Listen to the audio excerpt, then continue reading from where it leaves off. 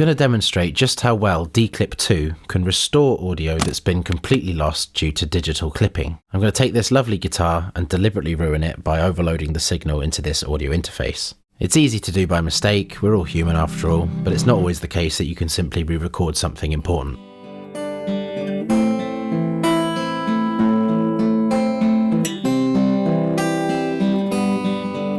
You can hear it's distorting, and now we're going to turn on the plugin just in auto mode.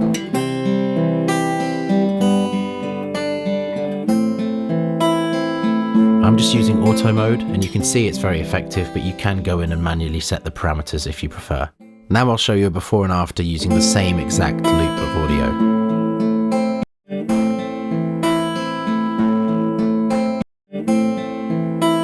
On the before examples, you can really hear that horrible digital distortion, especially on the low notes.